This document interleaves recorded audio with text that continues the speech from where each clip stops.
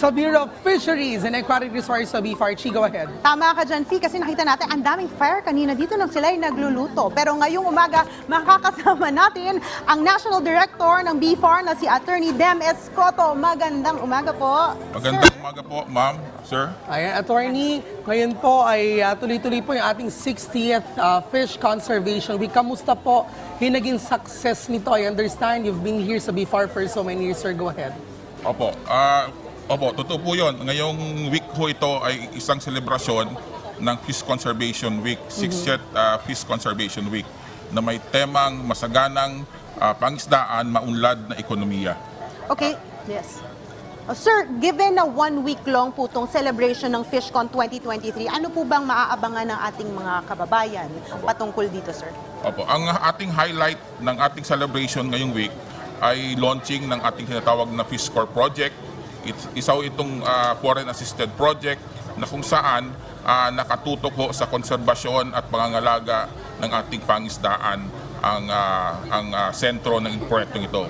Pangalawa ho, magkakaroon ho tayo ng awarding ng ating MMK, Malinis at Masaganang Karagatan. Isa ho itong national contest na linalahukan ng mga local government units na kung saan yung LGU na nag-employ ng best practices sa pangangalaga ng kanilang coastal communities ay mananalo ho dito sa contest na ito. Alright, sir, I see that dun po sa naging sinabi ninyo ay we are empowering the fisher folks. So, kamusta po in terms of the programs and projects na ginagawa po ng BFAR ngayon? I understand meron po tayo konsepto ng ecosystem conservation, resource management, yung ating pagsiguro na pwede pa rin mapuntahan yung ating mga coastal areas para mangisda ating fisher folks. Sir, tell us more about this. Opo. Tama po. Dito ho sa ating fishery resource conservation, kalahok po natin ang ating mga fisher folks.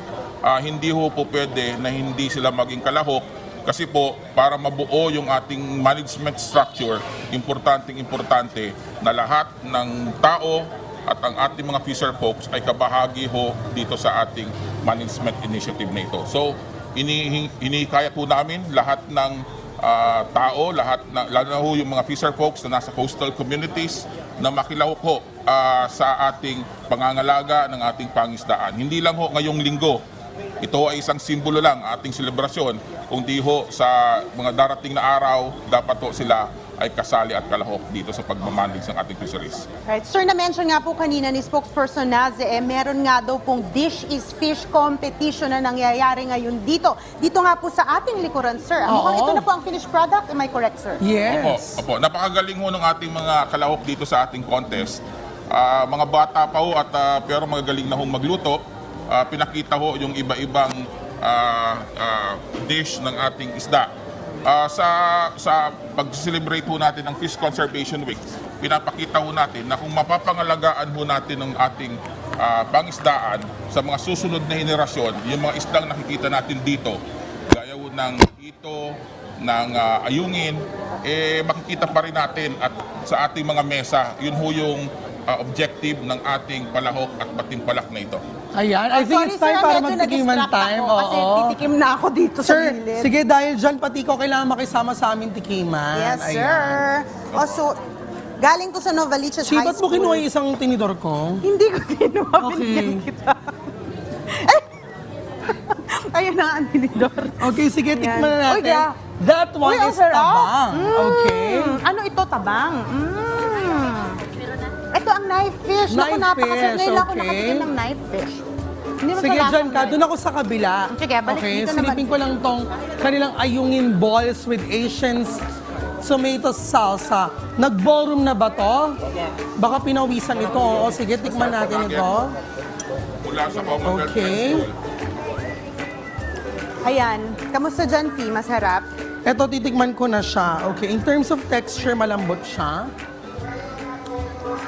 Ay, in fairness, kung ikaw ay hindi into meat, ito ang titikman mo. Ay, siguro magugustuhan May ko yan. spice siyang nararamdaman because of the spicy Asian tomato salsa. Ako kanina, unang kinain ko is yung tabang or yung knife fish. Ngayon dito naman ako sa buttered fish recipe, which is ano po tong fish? Dalag po. Dalag. Okay, so titikman natin, ha? Oo. Yan, nako. Ay, ang sarap! Okay, let me try this one naman. Ang Ang kanila. sarap, grabe. Parang may ano pa, Parang medyo crispy na mga... Ay, si Director, sige nga, mag-host ka. Ano ba yung Nakalimutan tikman na mo? natin si Director. Hito Balls. Kamusta yung lasa, sir? Masarap ho sir, ito Hito Balls mula sa Batasan Hills National High School. Ayan, in fairness. Napakasarap ho at tingnan ho natin, at nakita natin iba-ibang recipes para ho Yes. sa isda. So napakasimpleng isda ho hito, pero tingnan nyo ho yung naging finished product niya, isa hong Hito Balls. with Ayan, grapes. ang sarap. Oo. Pero Fee, bago tayo magtikiman dito, mukhang kailangan natin munang magpaalam sa kanilang Oo, lahat tuloy-tuloy natin para tingnan sila mamaya. makakain ng Oo. kanilang almusal. O, Kaya diba? naman sa ating mga ka-RSP po ha, tuloy-tuloy po ang ating kwentuhan araw-araw dito sa Of Course Rise and Shine Pilipinas mula alas 6 hanggang alas 8. Yan yun muna ang pinakamasayang kaganapan mula rito sa Bureau of Fire Protection. Ano yung mga ka-RSP? Sabi ko na kasi nga, aga-aga. Gutom pa po si Fee ngayong umaga. Asa mo tayo, Chi, ngayon? Bureau of Fisheries and Aquatic Resources. Kasama natin si Director. Maraming salamat, sir, for salamat po. allowing us to come here today to celebrate this very wonderful event. Maraming very salamat, much sir.